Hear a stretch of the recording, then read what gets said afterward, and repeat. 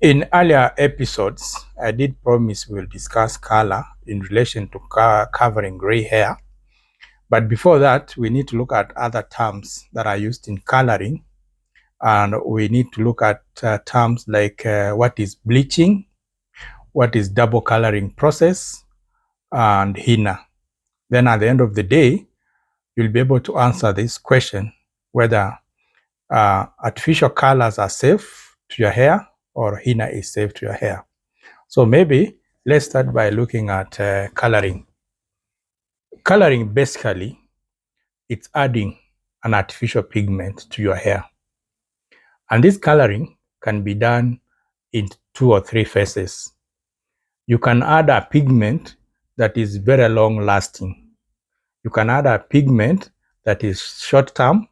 You can add a pigment that is mid term. So this is where you now get terms like temporary. So if someone talks of temporary coloring, it means they've just applied something on their hair surface. On their hair surface, it means the molecules of this substance or the color are only going to coat the out part of the hair. They're not going to penetrate in. So it means anytime you swim or you shampoo your hair, this color is going to come out. So that is temporary color. There's another color that would stay longer.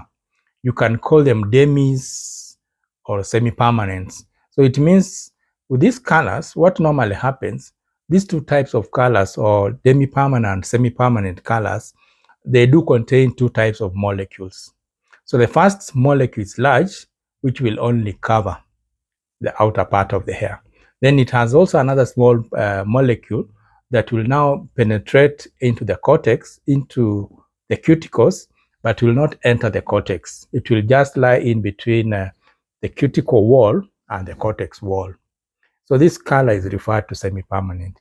It means with the time, the color will start fading as you shampoo your hair. Then there's another process you can do, an addition of pigment to your hair. This is now permanent colors. So now naturally permanent colors normally do require an artificial item or something else to develop them or to oxidize them. So you can have hydrogen peroxide coming in as a color developer. So normally what happens, this color has small molecules. So these molecules are able to penetrate into the cortex. Remember we said the cortex is where we have the coloring matters. This is where we have the bonds and so on. So it's able to get inside, then it diffuses or it spreads. So when it spreads, it gives a color long-lasting ability. So you're able to have a permanent color until when you cut your hair. So now, I'm not sure how to address this natural hair people who say they don't want chemicals on the hair, but they're using permanent colors on their hair. So my question is, anyone who has permanent color on their hair, is that hair natural or that hair is chemical treated? Please let me hear your comments in the comment section. So another thing is bleaching. So bleaching and coloring are different things. I've said coloring, you're adding artificial pigment, which can be done at 2 or 3 levels. But bleaching, you are now removing. You are now removing the natural melanin from the hair. So bleach, you remove. Color, you add. So again, most people are making mistakes. It means if you bleach your hair, if you remove the melanin from your hair, you do not need to leave that hair open. It's like you've stripped off a layer from the hair. You need to add on something for the hair to last long. So most people who do bleaching services without, or lifting services or decolorizing services, without adding on an artificial pigment, you find that that hair weakens, it sheds, then with time, the hair breaks because the hair is lacking an additional layer. You've removed it during coloring. So, so could I now look at henna? So if you look at color, you've looked at double process, you've looked at single process, then you've looked at Henna. So this Henna has been there for ages. So Henna, it's you're adding a substance to your hair. This substance can change your hair color from either brown to goldish or to black, depending on how that henna is designed. So henna is normally a plant extract. Remember, this is a plant extract that can be used to color your hair. So do we have any disadvantages or advantages of using henna? Yes, we have quite a lot of advantages when you are using henna. Some henna is rich in protein and oxidants, which gives your follicle a lifetime. Some henna also is able to balance the pH of your hair and the oil production, and others have oxidating. It helps with the oxidation of your hair, but sometimes henna, if prolonged use or used for a long time, it causes or it builds a coating on the hair. So this coating, it's so tough so that if in future you intend to do other services, it normally hinders. So you'd find, for example, people who've used henna for a long time, they've developed a hard coating. The cuticles kind of are blocked. So these people will either have a long processing time for their relaxer to take in if they are doing a chemical service, or if they would want to do a color service, you'll find that this henna could interfere with the final color results. So henna is good to your hair, and henna could also be bad to your hair. Normally, henna is normally used to strengthen or assist hairs that are so fine to gain some volume. So henna can be used, but it has to be used correctly and in the right amounts and the right frequency.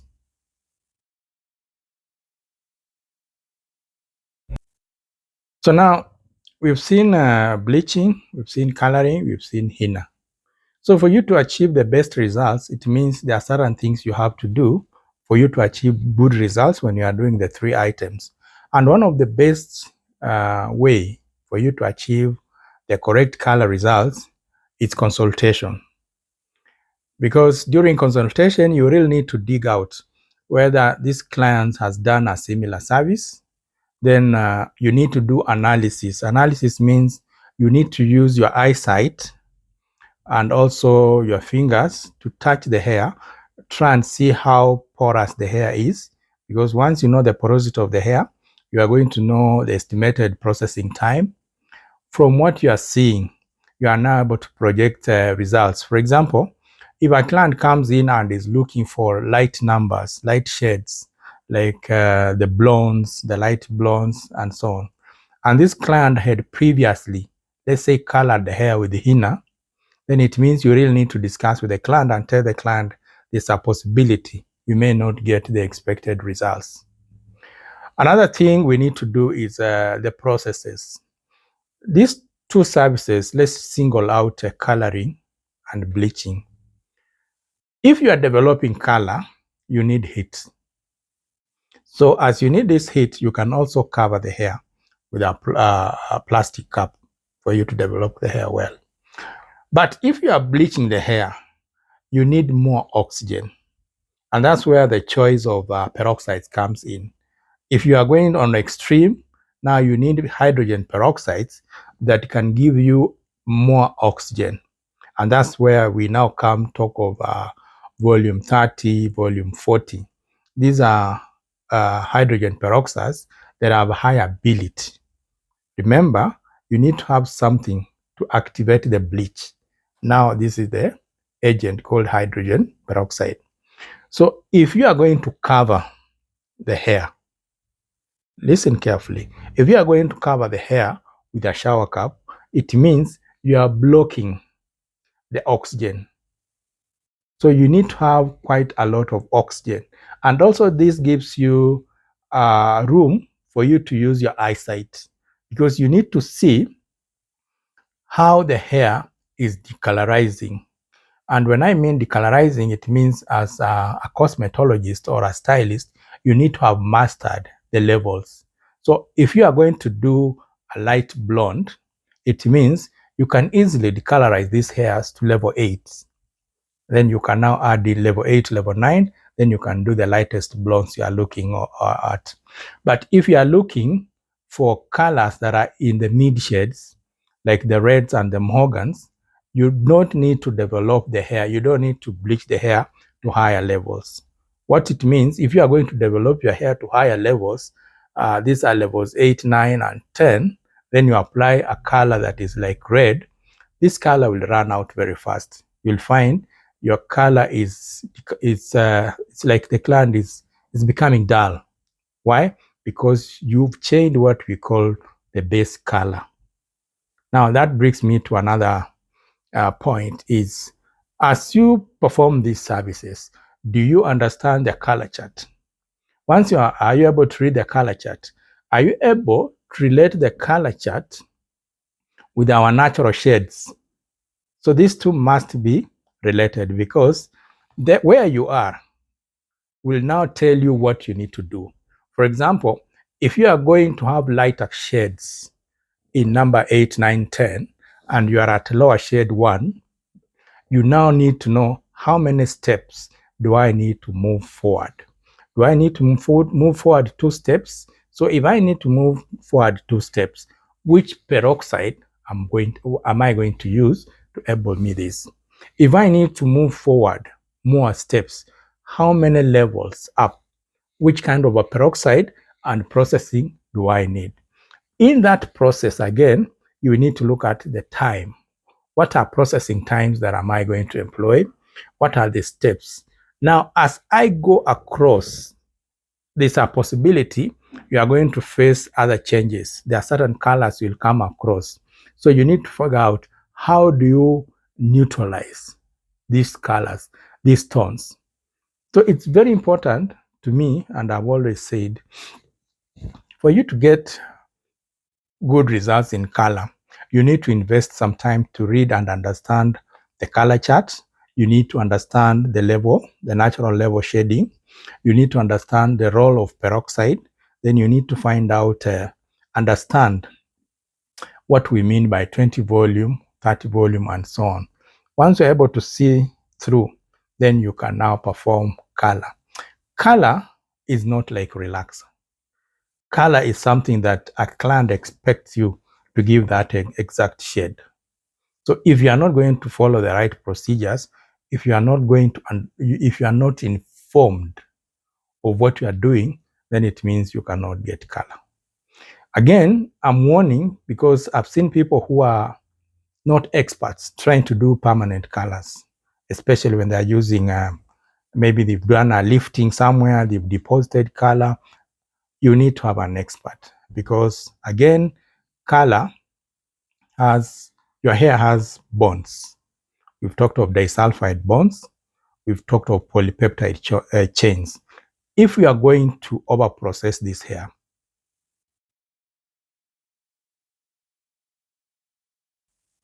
so if you master how to do the coloring and the bleaching, you also need to know one of the best ways to get henna into the hair. You could also do application using like a deep penetrating treatment. So when you combine the two, henna sets well on the hair. So please learn and understand each of these techniques: coloring, bleaching, and henna applications. Also try and understand the disadvantages of each before applying. Then the most important thing is get your client the right home care advice. Color is not bad, but we cannot run away from the fact that permanent colors normally do dehydrate the hair. You've removed a lot of moisture. So it means this client has to invest in a lot of moistures to balance the hair in terms of treatments, in terms of oils. Then again, you need to know your client has to do other things. Like now, she needs to get products with high UV protection so that the color will not shed away or the color will not tint. Another thing, if your client's lifestyle is somebody who is regularly doing a lot of swimming, then you need to know once you do the high blondes, it's a high possibility when they react with the chlorine water, the color will totally change. So this is something that you need to know. What do I do before color services? What do I do during color services? And how best do I advise a client after color services? Join me in the next episode as we do some of these practicals. Thank you.